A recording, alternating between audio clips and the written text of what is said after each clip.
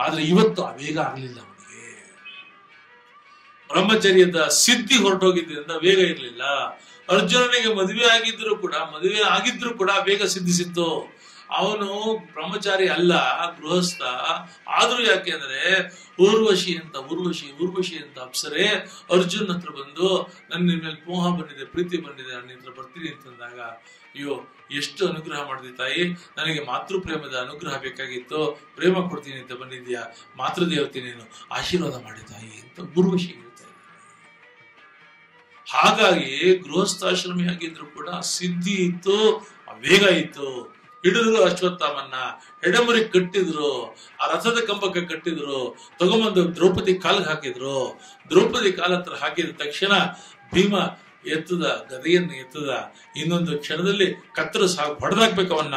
ಅರ್ಜುನ ಹೇಳ್ದ, ನಾನು ತಂದಿರೋದು is my prey, I want to cut him into piece.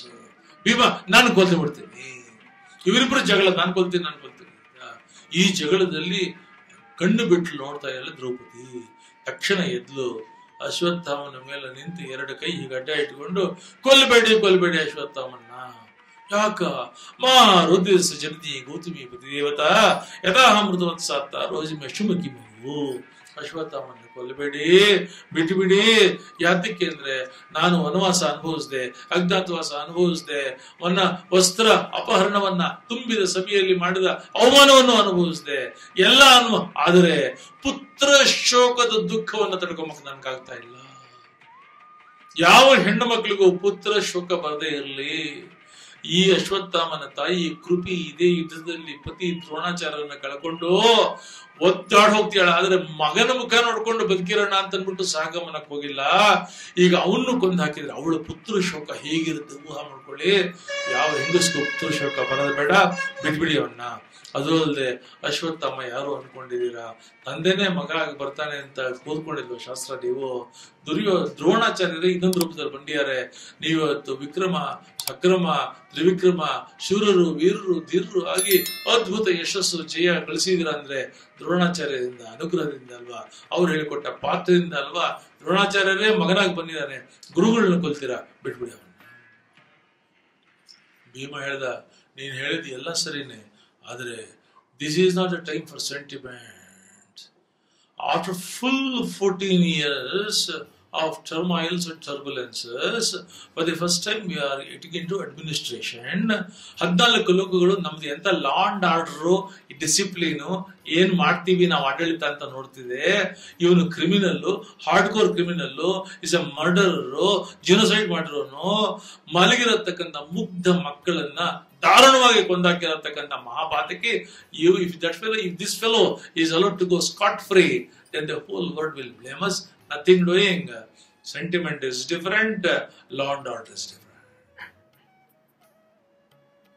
ಆಗ ಕೃಷ್ಣ ಇಂಟರ್ಫಿಯರ್. ಧರ್ಮರಾಜ, ದ್ರೌಪದಿ ನೀನು ಹೇಳಿದ್ ಸರಿ, ಬಿಟ್ಬೇಡ. ಭೀಮ ಏನ್ ಮಾಡಿದ್ರು ಬಿಡ. ಕೃಷ್ಣ ಹೇಳ್ತಾನೆ, ಅಶ್ವತ್ಥಾಮನ್ನ ಕೊಲ್ಲಬೇಕು ಅನ್ನೋದು ವಿಚಾರ. ಈಗ ಅಶ್ವತ್ಥಾಮ ಅಂದ್ರೆ ಯಾರು ಅನ್ಕೊಂಡಿದ್ದೀರಾ? ಅಶ್ವತ್ಥಾಮ ಅಂದ್ರೆ ಏನು? Ashwatthama is the power, Ashwatthama is the energy, Ashwatthama is the spirit, Ashwatthama is the valour, Ashwatthama is the extraordinary mystical power. ಅದೆಲ್ಲಿಂದ ಬಂದಿದೆ? ಅವನ ಆ ಶಕ್ತಿ, ಆ ಕಳೆ, ಆ ತೇಜಸ್ಸು, ಆ ತಪಸ್ಸು, ಸಿದ್ಧಿ, ಆ ವೇಗ, ಶರವೇಗ ಎಲ್ಲಿಂದ ಬಂದಿದೆ ಅಶ್ವತ್ಥಾಮನಿಗೆ? It is not the body. Ashwatthama ಅಂದ್ರೆ ದೇಹ ಅಲ್ಲ, ಅಶ್ವತ್ಥಾಮ ಅಂದ್ರೆ ಆ ಪವರ್. ಆ ಪವರ್ ಎಲ್ಲಿಂದ ಅಂದ್ರೆ ಅವನು ಹುಟ್ಟುವಾಗಲೇ ಅವನ ಹಣೆಯ ಮೇಲೆ ಇರತಕ್ಕಂಥ ಶಿರೋ ರತ್ನ ಇದೆಯಲ್ಲ, ಅದು that has got all the potential of the power. ಅದನ್ನ ಕತ್ತರಿಸಿ ಚೆಲ್ಲಿದ್ರೆ it's just a mad body. ಈ ಕ್ಯೂ, ಈ ಕ್ಲೂ, ಈ ಹಿಂಟು ಕೃಷ್ಣನಿಂದ ಬಂದ ಮರುಕ್ಷಣದಲ್ಲಿ ಅರ್ಜುನ ಕತ್ತಿಯನ್ನ ತೆಗೆದು ಆ ಅಶ್ವತ್ಥಾಮನ ಶಿರೋರತ್ನವನ್ನ ಕತ್ತರಿಸಿದ ಮರುಕ್ಷಣದಲ್ಲೇ, the moment it is cut off, ಹುಚ್ಚು ಹಿಡಿದಿರತಕ್ಕಂಥ ಬೀದಿಲಿ ಹೋಗ್ತಾರಲ್ಲ ಹುಚ್ಚರು, ಹಾಗೆ ಅರಚಿಕೊಂಡು ಕಿರಿಚಿಕೊಂಡು ಹುಚ್ಚು ದೇಹದ ಅಶ್ವತ್ಥಾಮ ಓಡ್ ಹೊರಟು. ಈಗ ಎಲ್ಲ ಆಯ್ತು. ಕೌರವರಷ್ಟು ಜನ, ದುರ್ಯೋಧನ ಸಹಿತ ಸಮಸ್ತರು ಹೋದರು. ಪಾಂಡವರು ರಾಜ್ಯಾಭಿಷೇಕ ಆಗ್ಬೇಕು. ಸ್ಟೇಡಿಯಂ ಅಲ್ಲಿ ಜನ ಎಲ್ಲ ಬಂದಿದ್ದಾರೆ. ದೀಪ ಪ್ರಜ್ವಾಲನ ಆಗ್ಬೇಕು. Inauguration the Pandava Kingdom. ಆಗ ಧರ್ಮರಾಜನಿಗೆ ಒಳಗಡೆ ವೇಷಭೂಷಣ ಮಾಡ್ಕೊ ಅಂದ್ರು. ಎಲ್ಲ ಸಿದ್ಧ ಆಗಿದೆ. ಋಷಿ ಮುನಿಗಳು ಬಂದಿದ್ದಾರೆ, ಸಭಾ ಜನತೆ ಬಂದಿದ್ದಾರೆ.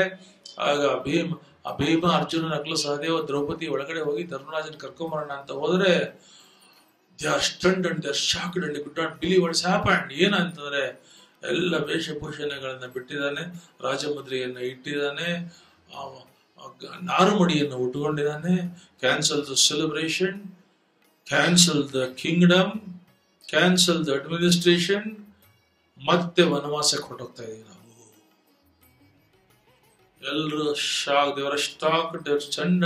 ಯಾಕೆ ನಾವು ಹೇಳಿದಾರೆ, ಮಂದಿಗಳನ್ನು ಕೊಂದೆ, ಆಚಾರ್ಯರನ್ನು ಕೊಂದೆ, ಗುರುಗಳನ್ನು ಕೊಂದೆ, ಮಕ್ಕಳನ್ನು ಕೊಂದೆ, ಹಿರಿಯರನ್ನು ಕೊಂದೆ, ಕೋಟಿ ಕೋಟಿ ಜನರನ್ನು ಕೊಂದೆ. ಜಗತ್ತಿನ ಇತಿಹಾಸದಲ್ಲಿ ಇಷ್ಟು ಜನರನ್ನು ಕೊಂದಿರತಕ್ಕಂಥ ಮಹಾಪಾಪಿ. ನನ್ನ ರಾಜ್ಯಲೋಭದಿಂದ ಜಗತ್ತನ್ನ ಮಹಾಜನಗಳನ್ನ ಕೊಂದು ಬಿಟ್ಟಿದ್ದೀನಿ. ಎಲ್ಲರೂ ಹೋಗ್ಲಿ, ನನ್ನ ಸ್ವಂತ ಸೋದರನನ್ನ ಕೊಂದು ಹಾಕಿದ್ದೀನಿ. ಇಂಥ ಪಾಪಿಷ್ಟ, ಇಂಥ ಪ್ರಾರಬ್ಧ, ಇಂಥ ಪಂಚಮಹಾಪಾತಕಿಗಿಂತ ದೊಡ್ಡ ಕ್ರೂರ ಪಾತಕಿ ಈಗಿರತಕ್ಕಂಥ ಯಾವ ನರಕಗಳು ಫಿಟ್ ಆಗೋದಿಲ್ಲ. Separate, special and extraordinary naraka has to be created for me. ನಾನು ಸಿಂಹಾಸನದ ಮೇಲೆ ಕೂತ ಅದನ್ನ ಅಪವಿತ್ರ ಮಾಡಿಸೋದಿಲ್ಲ. Cancel the celebration, go back to vanavasa. ಆಗ ದ್ರೌಪದಿ ಬುದ್ಧಿ ಹೇಳಿದ್ರು, ಎಲ್ಲ ಬುದ್ಧಿ ಹೇಳ್ತಾರೆ. ವೇದವ್ಯಾಸ ಬುದ್ಧಿ ಹೇಳಿದ್ರು, ನಾರದ್ರ ಬುದ್ಧಿ ಹೇಳಿದ್ರು, ಕೃಷ್ಣ ಪರಮಾತ್ಮ ಬುದ್ಧಿ ಹೇಳ್ದ. ಇಷ್ಟಾದರೂ ಅವನ್ ನಂಬ್ಕೊಳ್ಳಿಲ್ಲ. ಕೃಷ್ಣ ಬುದ್ಧಿ ಹೇಳಿದ್ರು ಕೂಡ ಕೃಷ್ಣನ ಮಾತಿನಲ್ಲಿ ವಿಶ್ವಾಸ ತೋರಿಸ್ತಿಲ್ಲ. ಕೃಷ್ಣನ ಮಾತಿನಲ್ಲಿ ವಿಶ್ವಾಸ ತೋರಿಸಿದ ಪರಿಣಾಮ ಏನು ಅಂದ್ರೆ, ಮಹಾಭಾರತ ಯುದ್ಧ ಎಲ್ಲ ಮುಗಿದೋಯ್ತು, ಪಾಂಡವರ ಆಳ್ವಿಕೆನೂ ಮುಗಿದೋಯ್ತು 36 ವರ್ಷಗಳ ಕಾಲ. ಆಮೇಲೆ ಇನ್ನೇನು ಕಡೆ ಘಳಿಗೆಗಳು, ಮಹಾಪ್ರಸ್ಥಾನ, ಎಲ್ಲ ನಾರುಮಡಿಯನ್ನ ಉಟ್ರು, ಮೌನವನ್ನ ತೊಟ್ರು, ಅನ್ನಹಾರಗಳನ್ನು ಬಿಟ್ರು, ಹಿಮಾಲಯದ ಕಡೆ ಒಬ್ಬೊಬ್ಬರಾಗಿ ಮೌನದಿಂದ ಹೆಜ್ಜೆ ಇಟ್ರು. ದ್ರೌಪದಿ, ಸಹದೇವ, ನಕುಲ, ಅರ್ಜುನ, ಭೀಮ, ಧರ್ಮರಾಜ ಒಬ್ಬೊಬ್ಬರಾಗಿ ಹೋಗ್ತಿದ್ದಾರೆ. ಒಬ್ಬೊಬ್ಬರ ದೇಹಗಳು ಬೀಳ್ತಾ ಇದೆ. ಎಲ್ಲ ಬಿತ್ತು. ಕಡೆಗೆ ಧರ್ಮರಾಜ ಒಬ್ಬ ಹೋದ. ದೇವರಥ ಬಂತು, ದೇವರಥದ ಬಗಲ್ ತೆಗಿತು. ದೇವದೂತರು ಬಂದ್ರು, ಧರ್ಮರಾಜನ ಕರೆದ್ರು. ಅವನೊಳಗಡೆ ಹೆಜ್ಜೆ ಇಡಬೇಕು. ಎಲ್ಲ ಸೋದರರು ಬಿದ್ರು ಕೂಡ ಒಂದು ನಾಯಿ ಮಾತ್ರ ಅವನ ಜೊತೆ ಬರ್ತಾನೇ ಇತ್ತು. ನಾಯಿ ಅವನ ಜೀವಿತದ ಕಡೆ ಘಳಿಗೆವರೆಗೂ ಬಂತು. ಅವನು ದೇವರಥದ ಒಳಗೆ ಕಾಲಿಡಕ್ ಹೋದ, ನಾಯಿನೂ ಕಾಲಿಡಕ್ ಹೋಯ್ತು. ದೇವದೂತರು ಬಂದ ತಕ್ಷಣ ಅಡ್ಡ ಹಿಡಿದ್ರು, ಕೈ ಅಡ್ಡ ಹಿಡಿದ್ರು. ನಾಯಿಗಳಿಗೆ ದೇವಲೋಕದಲ್ಲಿ ಪ್ರವೇಶವಿಲ್ಲ, ನೀನು ಒಬ್ಬ ಮಾತ್ರ ಒಳಗವ. ಅವನಂದ, ನನ್ನ ಜೀವಿತದ ಮೆರವಣಿಗೆಯಲ್ಲಿ ಕೋಟಿ ಕೋಟಿ ಜನ ಬಂದ್ರು, ಯಾರು ನನ್ನ ಜೀವಿತದ ಕಡೆಗಾಲದಲ್ಲಿ ಬರಲಿಲ್ಲ. ಕಡೆಗೆ ನನ್ನ ಹೆಂಡತಿ, ನನ್ನ ಸೋದರರು ಜೀವಿತದ ಕಡೆಗಾಲದಲ್ಲಿ ಬರಲಿಲ್ಲ. ನಾನೇನೋ ಉಪಕಾರ ಮಾಡದೆ ಇರು, ನನ್ನ ಮೇಲಿರತಕ್ಕಂಥ ಅವಿನಾಭಾವ ಪ್ರೀತಿಯಿಂದ ಈ ನಾಯಿ ನನ್ನ ಜೀವಿತದ ಕಡೆ ಗಳಿಗೆವರೆಗೂ ಬಂದಿದೆ. ಅದನ್ನ ಬಿಟ್ಬಿಟ್ಟು ನನಗೆ ಸಿಕ್ಬಿಡ್ತಲ್ಲ ಇಲ್ಲಿ ಅವಕಾಶ ಅಂತ ಒಳಗೆ ಬಂದು ಅದನ್ನ ಆಚೆ ಬಿಡುವಂತ ದೊಡ್ಡಸ್ತಿಗೆ ಬೇಕಾಗಿಲ್ಲ. ಅದಕ್ಕೆ ನನ್ನ ನಾಯಿಗೂ ಅವಕಾಶ ಒಳಗೆ ಕೊಡೋದಾದ್ರೆ ನಾನು ಬರ್ತೀನಿ. ಇಲ್ಲಿ ಅಂತ ದೇವಲೋಕನೂ ಬೇಡ, ದೇವರಥನೂ ಬೇಡ. ಈ ಮಾತು ಕೇಳಿದ ತಕ್ಷಣದಲ್ಲಿ ನಾಯಿ ಯಮಧರ್ಮ ಆಯಿತು. ಯಮಧರ್ಮ ಆಗಿ ಯಮಧರ್ಮ ಹೇಳಿದ, ಮನುಷ್ಯ ಸಹಜ ಸ್ವಭಾವ ಏನು ಅಂದ್ರೆ, ಕ್ಯೂ ನಿಂತಿರ್ತಾನೆ, ಬಸ್ ಬರುತ್ತೆ, ರೈಲ್ ಬರುತ್ತೆ, ವಿಪರೀತ ರಶ್ ಇರುತ್ತೆ, ಫಸ್ಟ್ ಬಿಡ್ತಾನೆ, ನುಗ್ಗಿ ಬಾಗಿಲು ಹಾಕೊಂಡು ಬೇರೆಯವರು ಬರ್ದೇ ಇರೋ ತಡಿತಾನೆ. ಅಂತದ್ರೊಳಗಡೆ ನೀನು ನಾಯಿ, ನಿನಗೆ ಸಂಬಂಧವೇ ಇಲ್ಲ, ಅದು ಬಂದ್ರೆ ಸ್ವರ್ಗಕ್ಕೆ ಬರ್ತಿಲ್ಲ, ಬೇಡ ಅಂತೀಯಲ್ಲ, ಏನು ಮನಸ್ಸು, ಎಂತ ಹೃದಯ ನಿಂದು, ಬಾ ಅಂತ ಹೇಳಿ ಒಳಗೆ ಕರ್ಕೊಂಡು ಹೋಗ್ತಾರೆ. ಸ್ವರ್ಗ ಗಲಾಟಾಗಿದೆ, ಕರ್ಕೊಂಡು ಹೋಗ್ರು ಅಂತ ನೇಮ. ಸ್ವರ್ಗಕ್ಕೆ ಕರ್ಕೊಂಡ್ ಬರ್ತಾರೆ. ಅರಮನೆಗಳು, ಅಂತಃಪುರಗಳು, ವೈಭವಗಳು, ವಿಜೃಂಭಣೆಗಳು. ಹಂಸತೂಲಿಕಾ ತಲುಪದ ಮೇಲೆ ಆನಂದದಲ್ಲಿ ಒಬ್ಬ ಏನ್ ಅನುಭವಿಸ್ತಾ ಇದ್ದಾನೆ, ಸುಖ, ಸ್ವರ್ಗ ಸುಖ.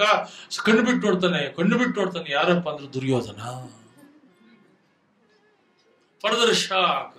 ಬಾ ಅಟೆಂಡೆಂಟ್ಸ್ ಅವ್ನ ಸ್ವಲ್ಪ ಮುಂದೆ ಕರ್ಕೊಂಡು ಹೋಗ್ತಾರೆ. ಬಾ, ಎಂತ ಉದ್ಯಾನವನ, ಎಂತ ಸರೋವರಗಳು, ರಾಜಹಂಸದ ಜಲಕ್ರೀಡೆ ಆಡ್ಕೊಂಡು ಅಪ್ಸರಿ ಯೋಚಿಸದಲ್ಲಿ ಆನಂದ ಅನುಭವಿಸ್ತಾ ಇದ್ದಾನೊಬ್ಬ. ಸರಿಯಾಗಿ ನೋಡ್ತಾನೆ ಇವನು ದುಶ್ಯಾಸನ. ಏನ್ರಿ ಇವ್ರಿಗೆಲ್ಲ ಸ್ವರ್ಗ ಸುಖ? ನನ್ನ ಸೋದರಿಯಲ್ಲಿ ಅರಚಿಕೊಳ್ತಾನೆ. ಎಲ್ಲಿ ನನ್ನ ಸೋದರರು? ಯಾಕೆ ಕಿರ್ಚಿಕೊಳ್ತೀಯ? ಅವ್ರಿಗೆಲ್ಲ ನರಕ ಅಲಾಟಾಗಿದೆ. ಆದ್ರೂ ಪರವಾಗಿಲ್ಲ, ನನ್ನ ಸೋದರನ ಈಗಿಂದೀಗಲೇ ನಾನು ನೋಡ್ಬೇಕು, ಕರ್ಕೊಂಡು ಹೋಗಿ ಹೇಳ್ತಾರೆ. ನರಕಕ್ಕೆ ಸ್ವರ್ಗಕ್ಕೆ ಮಧ್ಯೆ ಒಂದು ಟನಲ್ ಇದೆ. Darkest tunnel, stinking tunnel, ಸಫೋಕೇಟೆಡ್ tunnel, and very challenging tunnel, very risky tunnel. ಬೇಡ ಹೋಗೋದು. ಆದ್ರೂ ಪರವಾಗಿಲ್ಲ, ಬರ್ತೀನಿ. ತೆವಳುಕೊಂಡು ಬೌಳುಕೊಂಡು ವಿಚಿತ್ರವಾಗಿ ದಾರುಣವಾದ ಕತ್ತಲಿನಲ್ಲಿ ಅಂತೂ ನರಕಕ್ಕೆ ಬಂದ. ನರಕಕ್ಕೆ ಬಂದ ತಕ್ಷಣ ನರಕದ ಯಾತನೆಗಳನ್ನ ಏನೇನು ಶಿಕ್ಷೆಗಳನ್ನ ಹೇಳ್ತಾರೆ ಎಲ್ಲ ಅನುಭವಿಸೋದು ಕಣ್ಣಾರೆ ನೋಡ್ತಾನೆ. ನರಕವನ್ನ ಕಣ್ಣಾರೆ ನೋಡ್ಬಿಡ್ತಾನೆ ಧರ್ಮರಾಜ. ಕುಸಿದು ಹೋಗ್ಬೇಕು ಅಷ್ಟರಲ್ಲಿ ಕಿವಿ ಮೇಲೆ ಶಬ್ದ ಬರುತ್ತೆ, ಅಣ್ಣ ನೀನು ಬಂದಿರ್ಬೇಕು ಅಂತ ಕಾಣುತ್ತೆ. ಒಂದ ಈ ಕ್ಷಣ ಹಾಗೆ ನಿಂತ್ಕೊಳ್ಳೋಣ. ನಿನ್ನ ಧರ್ಮದ ದೇಹವನ್ನ ಸ್ಪರ್ಶ ಮಾಡಿ ಬರ್ತಾ ಇರತಕ್ಕಂಥ ಗಾಳಿ ನಮ್ಮ ದೇಹವನ್ನು ಸ್ಪರ್ಶ ಮಾಡಿ ನಮ್ಮ ಯಾತನೆಯನ್ನು ಸ್ವಲ್ಪ ಕಮ್ಮಿ ಮಾಡ್ತಾ ಇದೆ ಕಣೋ, ನೀನು ಹೋಗ್ಬೇಡ. ಎಷ್ಟೊತ್ತಿರ್ತೀಯೋ ಅಷ್ಟೊತ್ತು ನೋವು ಕಮ್ಮಿ ಆಗುತ್ತೆ, ದುಃಖ ಕಮ್ಮಿ ಆಗುತ್ತೆ, ಯಾತನೆ ಕಮ್ಮಿ ಆಗುತ್ತೆ, ನಮಗೆ ತಡ್ಕೊಂಬಕ್ಕಾಗ್ತಾ ಇಲ್ಲ. ಎಷ್ಟೊತ್ತು ಇದ್ರು ನಮಗೆ ಸಂತೋಷ. ಹೋಗ್ಲೇಬೇಡ ರಾಜ.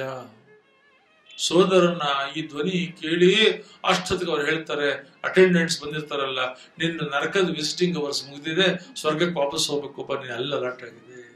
ಹೇಳ್ತಾನೆ, ಅಂತ ರಾಕ್ಷಸರು ಇರತಕ್ಕಂತ ಸ್ವರ್ಗಕ್ಕಿಂತ ನನ್ನ ಒಬ್ಬೊಬ್ಬ ಸೋದರನು ತಾನು ಇಡೀ ಸಾಮ್ರಾಜ್ಯ, ಇಡೀ ಭೂಮಂಡಲವನ್ನ ಸಾಮ್ರಾಟನನ್ನಾಗಿ ಗೆದ್ದು ಸಾಧನೆ ಮಾಡಬಹುದಾಗಿರತಕ್ಕಂತ ವಿಕ್ರಮ ಪರಾಕ್ರಮಿಗಳಾಗಿದ್ರು. ಆದ್ರೂ ಧರ್ಮಕ್ಕೆ ಕಟ್ಟಿಬಿದ್ದು ನಾನು ಧರ್ಮದ ದಾರಿಯಲ್ಲಿ ನಡೀತಾ ಇದ್ದೀನಿ ಅಂತ ಹೇಳಿ ನನಗೆ ವಿಧೇಯರಾಗಿ ಧರ್ಮಕ್ಕೆ ಸೇವೆ ಮಾಡಿರತಕ್ಕಂಥ ನನ್ನ ಸೋದರರತಕ್ಕಂಥ ನರಕನೇ ಸ್ವರ್ಗಕ್ಕಿಂತ ವಾಸಿ ನನಗೆ. I prefer to stay in naraka where these dharmishthas are there. ಇಲ್ಲೇ ಇರ್ತೀನಿ ಅಂದ ತಕ್ಷಣ, ಈ ಮಾತು ಬಂದ ತಕ್ಷಣ ನರಕ ಸ್ವರ್ಗ ಆಗುತ್ತೆ, ಸ್ವರ್ಗ ನರಕ ಆಗುತ್ತೆ. ಇಷ್ಟಾದ್ರೂ ಭಾಗವತ ಒಂದ್ ಪ್ರಶ್ನೆ ಉಳಿಯುತ್ತೆ. ಏನು ಅಂದ್ರೆ, ಧರ್ಮರಾಜನಿಗೆ ನರಕ ದರ್ಶನ ಆಗೋಯ್ತಲ್ರಿ. ಮಧ್ವಾಚಾರ್ಯರು ಅದಕ್ಕೆ ಕ್ಲಾರಿಫಿಕೇಶನ್ ಕೊಟ್ಟಿದ್ದಾರೆ ಭಾಗವತ ನಿರ್ಣಯದಲ್ಲಿ. ಯಾಕೆ ಅವನಿಗೆ ಆಯ್ತು ಅಂದ್ರೆ, ಕೃಷ್ಣನ ಮಾತಿನಲ್ಲಿ ಅವಿಶ್ವಾಸ ತೋರಿಸಿದ್ರಿಂದ. ಕೃಷ್ಣ ಅಂದ್ರೆ ಯಾರು ಅಂತ ಎಲ್ಲ ಗೊತ್ತಿದ್ದು ಕೂಡ ಕೃಷ್ಣನ ಮಾತಿನಲ್ಲಿ ಪೂರ್ಣ ವಿಶ್ವಾಸ, ನಂಬಿಕೆ, ಭರವಸೆ ಇಟ್ಟಿಲ್ಲದೆ ಇದ್ರಿಂದ ನರಕ ದರ್ಶನ ಆಯ್ತು. ಈಗ ಕೃಷ್ಣ ಅನ್ಕೊಂಡ ಇವನಿಗೆ ಬಂದಿರೋದು ನೆಗಡಿ, ಕೆಮ್ಮು, ಮುಜುಗರ ಅಲ್ಲ, ದೊಡ್ಡ ಜ್ವರ ಬಂದು ಕೂತಿದೆ ಧರ್ಮರಾಜನಿಗೆ. ದೊಡ್ಡ ಜ್ವರ ಬಂದಾಗ ದೊಡ್ಡ ಡಾಕ್ಟರ್ ಕರ್ಕೊಂಡು ಹೋಗ್ಬೇಕು ಅಂತ ಹೇಳಿ ಅವನನ್ನ, ಆ ಕಾಲದ ದ್ವಾಪರದ ದೊಡ್ಡ ಡಾಕ್ಟರ್ ಯಾರಪ್ಪ ಅಂದ್ರೆ, ಶರಪಂಜರದ ಮೇಲೆ ಮಲಗಿ ಉತ್ತರಾಯಣದ ನಿರೀಕ್ಷೆಯಲ್ಲಿದ್ದು 834 ವರ್ಷಗಳ ಸುದೀರ್ಘ ಜೀವನದ ಅನುಭವವನ್ನು ಪಡ್ಕೊಂಡು 534 ವರ್ಷಗಳ ಕಾಲ ದೇವಲೋಕದಲ್ಲಿ ದೇವಗುರುಗಳಿಂದ ಸಮಸ್ತ ಜ್ಞಾನಗಳಿಂದ ಪಡೆದಿರತಕ್ಕಂತಹ ಮಹಾ ಧೀಮಂತನಾಗಿರತಕ್ಕಂಥ, ಮಹಾ ಗುಣವಂತನಾಗಿರತಕ್ಕಂಥ, ಮಹಾಪ್ರಾಜ್ಞನಾಗಿರತಕ್ಕಂಥ ಆಚಾರ್ಯ ಪುರುಷನಾಗಿರೋ ದ್ವಾಪರದ ಶ್ರೇಷ್ಠ ಆಚಾರ್ಯರಾಗಿರತಕ್ಕಂಥ ಭೀಷ್ಮಾಚಾರ್ಯರ ಹತ್ರ ಕರ್ಕೊಂಡು ಬರ್ತಾ ಇದ್ದಾರೆ. ಭೀಷ್ಮಾಚಾರ್ಯರಿಗೆ ಒಂದು ಗೊತ್ತಿತ್ತು, ತಮ್ಮ 800 ವರ್ಷದ ಜೀವನದಲ್ಲಿ ಎಷ್ಟು ಕೋಟಿ ಜನ ಬಂದರು, ಎಲ್ಲ ವ್ಯರ್ಥ, ಯಾರೂ ಸಂಗಡಬಹುದಿಲ್ಲ, ನಾರಾಯಣ ಸ್ಮರಣೆ ನೆನೆಬಹುದಿಲ್ಲದೆ. ಅದಕ್ಕೆ ಜೀವಿತದ ಕಡೆಗಾಲದಲ್ಲಿ ಕಣ್ಣು ಮುಚ್ಚಿದ್ರು, ಒಳಗಣ್ಣ ಬಿಚ್ಚಿದ್ರು, ಕೃಷ್ಣ ಒಂದು ಮಾತ್ರ ಸತ್ಯ, ಉಳಿದಿದ್ದೆಲ್ಲ ಏನು ಪ್ರಯೋಜನ ಇಲ್ಲ ಗೊತ್ತಿತ್ತು.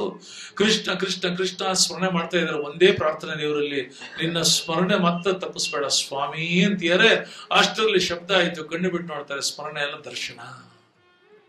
ಏನೋ ಕರುಣಾನಿಧಿನೋ ಏನು ಕೃಪಾಳನ್ನೋ ಸ್ಮರಣೆ ಕೊಡೋದ್ರ ದರ್ಶನ ಕೊಟ್ಟಲ್ಲ ಸ್ವಾಮಿ ಅಂತೀಯಾರೆ. ಅಷ್ಟ್ರಲ್ಲಿ ಹತ್ರ ಬಂದ, ನಗನಗ್ತ ಬಂದ, ಹಸನ್ಮುಖಿಯಾಗಿ ಬಂದ, ಮಂದಹಾಸ್ತ ಬೀರ ಬಂದ, ಇವರ ತಲೆಯನ್ನು ನೇವರಿಸ್ದ. ಅವರ ತಲೆ ತೆಗೆದು ತನ್ನ ತೊಡೆ ಮೇಲೆ ಇಟ್ಕೊಂಡು ನೇವರಿಸ್ತಾ ಇದ್ದಾನೆ. ಕಣ್ಣಲ್ಲಿ ನೀರು ಬಂದು ಹೋಗ್ತಾ ಇದೆ ಭೀಷ್ಮಾಚಾರ್ಯರಿಗೆ. ಏನು ಕೃಪಾಳು, ಏನು ಕರುಣಾನಿಧಿ, ಏನು ಭಕ್ತವತ್ಸಲ, ಏನು ಸ್ವಾಮಿನ ನೀನು ಸ್ಮರಣೆ ಕೊಡುವಂತಂದ್ರೆ ದರ್ಶನ ಕೊಟ್ಟಿ, ದರ್ಶನ ಕೊಡೋದ್ರೆ ಸ್ಪರ್ಶನ ಕೊಟ್ಟಲ್ಲ ಸ್ವಾಮಿ, ಹೇಳು ಏನು ಮಾಡ್ಲಿ ಈಗ. ಆಗ ನಿನ್ನ ಮಗು, ನಿನ್ನ ಮೊಮ್ಮಗು ಧರ್ಮರಾಜ ಬಂದಿದೆ, ಎಲ್ರನ್ನೂ ಕೊಂದೆ ರಾಜ ಆಗೋದಿಲ್ಲ ಅಂತ ಕೂತಿಯಾನೆ, ಬುದ್ಧಿ ಹೇಳೋ ಅವನಿಗೆ. ಆಗ ವಿಶ್ವಾಚಾರ್ಯ ಹೇಳ್ತಾ, ಮೊದಲು ಅಳ್ಳು ನಿಲ್ಸು. ರಾಜನಾದವನು, ಮಂತ್ರಿ ಆದವನು, ನಾಯಕ ಆದವನು, ನೇತರ ಆದವನು ಅಳದಕ್ಕೆ ಅರ್ಧ ಯೋಗ್ಯತೆ ಇಲ್ಲ, ಅಳಕ ಹಕ್ಕಿಲ್ಲ. A leader, a manager, an executive, a king has no right to cry, has no right to weep. Stop it. Dharmaraja ಹೇಳ್ದ, ನಾನು ಮನುಷ್ಯ ಅಲ್ವಾ, ಅಳ್ಬೇಕೆ ಅಬದ್ಧ ಅಳ್ಬೇಡವಾ? ಹೇಳ್ತಾನೆ, ನೀನು ಸಾಮಾನ್ಯ ವ್ಯಕ್ತಿಯಾಗಿದ್ರೆ, ಜನಸಾಮಾನ್ಯ ಆದ್ರೆ ನೀನು ಹತ್ಗೋ, ನಾಯಕ ಆದ್ರೆ, ನೇತಾರ ಆದ್ರೆ, ಎಕ್ಸಿಕ್ಯೂಟಿವ್ ಆದ್ರೆ, CEO ಆಯ್ತು ಅಂತಂದ್ರೆ, ಮಿನಿಸ್ಟರ್ ಆದ್ರೆ, ಕಿಂಗ್ ಆದ್ರೆ, ಪ್ರೈಮ್ ಮಿನಿಸ್ಟರ್ ಆದ್ರೆ, ಪ್ರೆಸಿಡೆಂಟ್ ಆದ್ರೆ, you don't have right to cry. ಯಾಕೆ? ಅವರು ಮನುಷ್ಯರಲ್ವಾ? ಭೀಷ್ಮಾಚಾರ್ಯ ಮಾತು. ನಾಯಕ ಆದವನ್ಗೆ, ನೇತಾರ ಆದವನ್ಗೆ, ಮಂತ್ರಿ ಆದವನ್ಗೆ, ಸಚಿವ ಆದವನ್ಗೆ, ಅಧ್ಯಕ್ಷ ಆದವನ್ಗೆ ಪ್ರಜೆಗಳ ಸುಖ ತನ್ನ ಸುಖ, ಪ್ರಜೆಗಳ ದುಃಖ ತನ್ನ ದುಃಖ, ಹೊರತು ತನ್ನದೇ ಆದ ಸುಖ ತನ್ನದೇ ಆದ ದುಃಖ ಇರ್ಕೊಡ್ದು. ಆಗ ಕೃಷ್ಣ ಹೇಳ್ತಾನೆ, ನೀನು 500 ವರ್ಷಗಳ ಕಾಲ ಏನು ದೇವಗುರುಗಳಿಂದ ಪಡ್ಕೊಂಡಿದ್ಯೋ ಅದನ್ನ ನೀನು ಇವನಿಗೆ ವರ್ಗಾವಣೆ ಮಾಡುವ. ಯಾಕೆಂದ್ರೆ ನೀನು ಹೋಯ್ತು ಅಂದ್ರೆ ಭೀಷ್ಮ ಅನ್ನತಕ್ಕಂಥ ದೇಹ ದಿವಂಗತ ಆಯ್ತು ಅಂತ ಯಾರು ಹೇಳೋದಿಲ್ಲ. ಜ್ಞಾನ ಸೂರ್ಯ ಹಸ್ತಂಗತ ಆಗ್ಬಿಡ್ತಾನೆ. ಜ್ಞಾನ ಸೂರ್ಯ ಮುಳುಗ್ಬಿಡ್ದು. Knowledge should never come to an end. Knowledge should be continuous. Knowledge should be ever flowing. Knowledge should be transferred to next generations. ಸಮರ್ಥನಾದ ಮಗು ಬಂದಿದ್ದಾನೆ. It's a befitting son of yours. Transfer everything. ಹಾಗಪ್ಪ, ನನಗೆ ದಂತೆಗಳು settle ಆಗಿದೆ, ಧಾತುಗಳು ಕೊಂಡಿದೆ, ಸೊನ್ನೆ ಹೊರಟೋಗಿದೆ, ಮಾತಲ್ಲಿ ಧಾತು ಇಲ್ಲ, ಇಲ್ಲಿ ಚೈತನ್ಯ ಇಲ್ಲ ಕಣೋ, ಏನ್ ಹೇಳೋ ಸ್ವಾಮಿ ಅಂತಂದಾಗ ನೀ ಹೇಳಕ್ ಪ್ರಾರಂಭ ಮಾಡು. ಆಗ ಭೀಷ್ಮಾಚಾರ್ಯರು ಧರ್ಮರಾಜನಿಗೆ ಹೇಳಕ್ಕೆ ಪ್ರಾರಂಭ ಮಾಡ್ತಾರೆ. ಅವರ ತಲೆಯಲ್ಲಿ ಕೃಷ್ಣ ಒಂದು ಸ್ಮರಣೆಯಾಗಿ ಕೂತ್ಕೊಳ್ತಾನೆ, ನಾಲಿಗೆ ಮೇಲೆ ಬಂದು ಮಾತಾಗಿ ಕೂತ್ಕೊಳ್ತಾನೆ, ಹೃದಯದಲ್ಲಿ ಚೈತನ್ಯ ಕೂತ್ಕೊಳ್ತಾನೆ. ಏನು ಭೀಷ್ಮಾಚಾರ್ಯ ಹೇಳ್ತಾರೆ ಅನ್ನೋ ವಿಚಾರವನ್ನ ನಾಳಿಂದ ನೋಡೋಣ. ಕೃಷ್ಣಾರ್ಪಣ ಮಸ್ತು ಅಂತ ಹೇಳ್ತಾರೆ. ಭಾಗವತದ 7 ದಿನದ ಕತೆ. ಈ 7 ದಿನದ ಕಥೆಯ ಕೇಳಿ ಏಳಿರೋ ವೈಕುಂಠಕ್ಕೆ ಅಂತ ದಾಸರು ಹೇಳಿದ್ದಾರೆ. ಅಂತ ಅಪೂರ್ವವಾಗಿರತಕ್ಕಂಥ ಭಕ್ತಿ ಕಥಾನಕ. ದಯಮಾಡಿ ನಾಳೆ ನೀವು ಬನ್ನಿ, ನಿಮ್ಮ ಆತ್ಮೀಯರನ್ನು ಕರ್ಕೊಂಬನ್ನಿ ಅಂತ ಹೇಳ್ತಾ, ಇಂಥ ಒಳ್ಳೆ ಕಾರ್ಯಕ್ರಮವನ್ನ ವ್ಯವಸ್ಥೆ ಮಾಡಿರ್ತಕ್ಕಂಥ ಶಾರದಾ ಶ್ರೀಧರ್ ತಂಡದವರಿಗೆ, ವಿಶೇಷವಾಗಿ ಅವರ ಸೊಸೆ ಗರ್ಭಿಣಿಯಾಗಿದ್ದಾಳೆ, ಅವಳಿಗೆ ಪರಮಾತ್ಮನ ಆಯುಷ್ಯ, ಆರೋಗ್ಯ, ಭಾಗ್ಯ, ಸೌಭಾಗ್ಯ, ನೆಮ್ಮದಿ ಕೊಟ್ಟು ಒಳ್ಳೆ ಪುತ್ರ ಸಂತಾನವನ್ನು ಕೊಟ್ಟು ಅನುಗ್ರಹ ಮಾಡಲಿ ಅಂತ ಕೇಳುತ್ತಾ, ನಿಮ್ಮೆಲ್ರಿಗೂ ಪರಮಾತ್ಮ ಆಯುರ ಆರೋಗ್ಯ ಭಾಗ್ಯ ಕೊಡ್ಲಿ ಅಂತ ಹೇಳ್ತಾ, ನಾಳಿನ ದಿನ 11 ಗಂಟೆಗೆ ಮುಂದುವರಿಸೋಣ. ಕೃಷ್ಣ.